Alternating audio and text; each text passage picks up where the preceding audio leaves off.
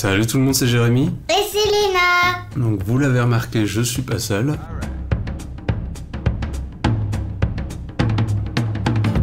Là ici on est le 22 mai 2020 et ça fait 2-3 mois maintenant qu'on est en confinement. J'ai l'impression que ça fait 3 ans. Alors je sais pas quand sortira cette vidéo mais... Mais papa a fait une BD.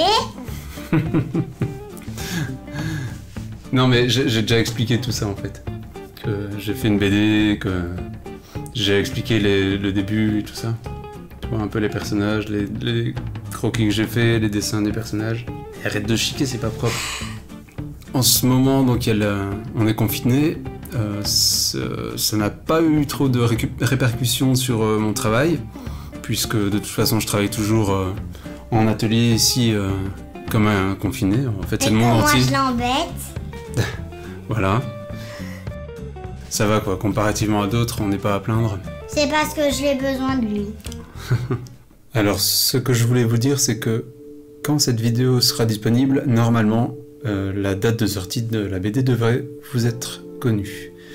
Seulement moi, là aujourd'hui, au moment où je la tourne, donc fin mai 2020, j'ignore encore si cette période de confinement aura un impact réel sur la sortie de la BD. En effet, si toutes les sorties prévues durant cette période sont repoussées, beaucoup de BD vont être reportées sur l'année 2021. Donc si, avec Dargo, on se rend compte qu'en octobre-novembre 2021, il risque d'y avoir beaucoup de sorties, on repoussera la sortie de Vesper à plus tard.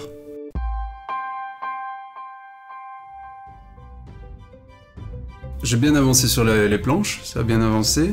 Elle est à page 27. C'est ça, voilà. je suis à la page 27.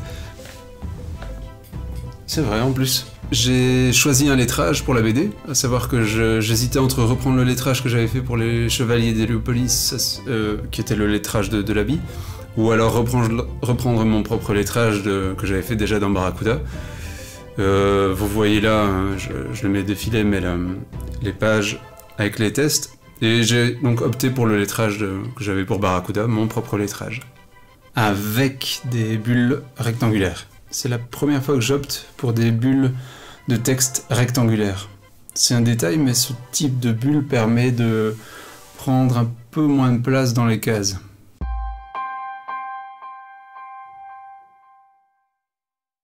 J'ai dû trouver un moyen de représenter l'éther, donc ces feuilles de... C'est quoi l'éther? L'éther, c'est dans la BD, c'est... Tu sais, quand il y a tous des personnages morts par terre, et t'as les prêtresses qui viennent et qui prient, et il y a des feuilles blanches qui volent. Ah oui, t'as fait ça en plein milieu de la BD, je pense. Ouais, voilà. Et donc, quand j'ai commencé la BD, je savais pas encore comment j'allais représenter ça. Ces feuilles d'âme qui s'envolent vers Etheria, l'arbre de vie. Et c'est là, vraiment en cours de route, que j'ai opté pour cette représentation graphique. Il y en a un qui va... Non, dis pas ça. Faut pas tout raconter de l'histoire. C'est un langage coupé.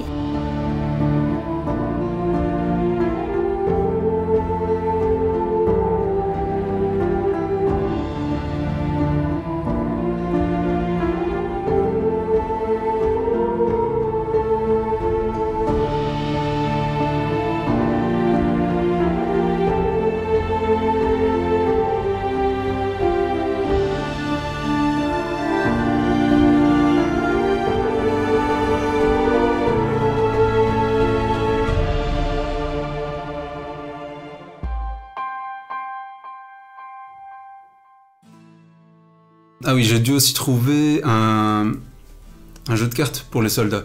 C'est-à-dire à un moment donné dans la BD, t'as les soldats qui jouent aux cartes. Donc ils jouent à ce qui s'apparente chez nous au poker.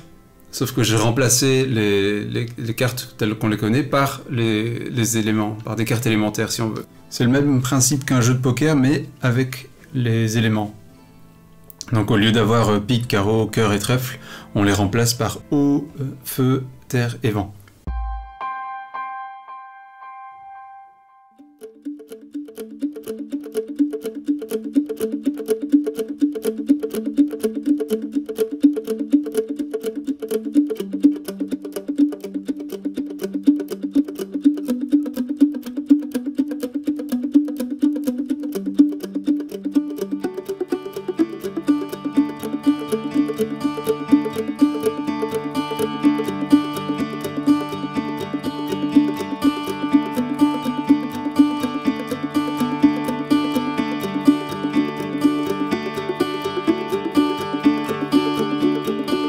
J'ai fait une autre illustration de Vesper et que j'aime assez bien, que je verrai tout à fait en couverture, pourquoi pas.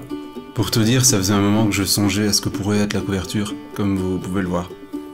Et je réalisais ces croquis assez rapidement pour essayer de donner forme aux idées que j'ai en tête.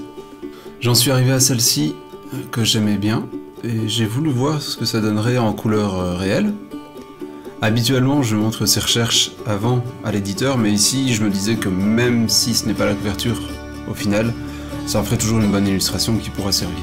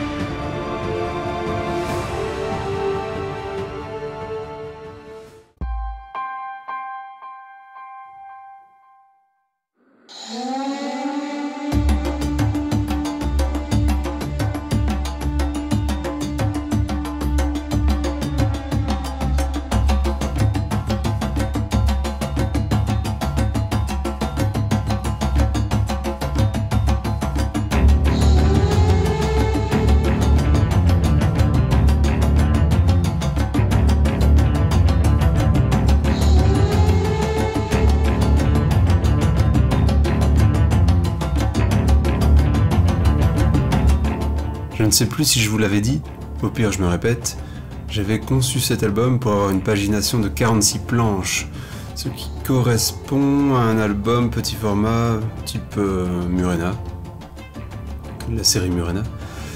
Mais comme l'éditeur souhaite avoir mes pages en grand format, pour que le lecteur en profite mieux, comme pour mes précédentes BD en fait, ça correspond souvent à une pagination plus élevée.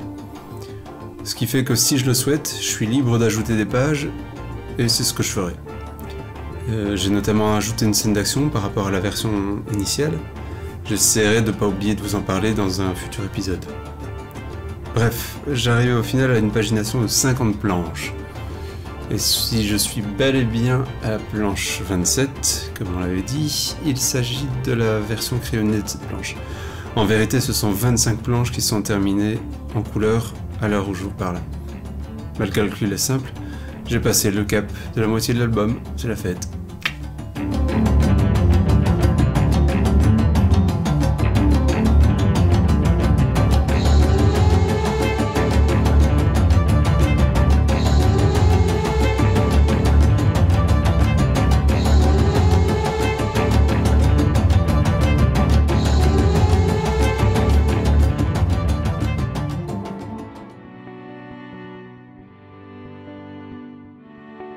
Et sur ce, je vous dis à la prochaine. Bye bye. Au revoir. Vesper, elle est belle à la fin. À la fin? Oui. Avec sa tenue complète? Oui, elle est belle. Ah ouais. Bah, faudra que tu te fasses le costume alors. Oui. Elle a un coudre. Oui, je sais coudre. Ah.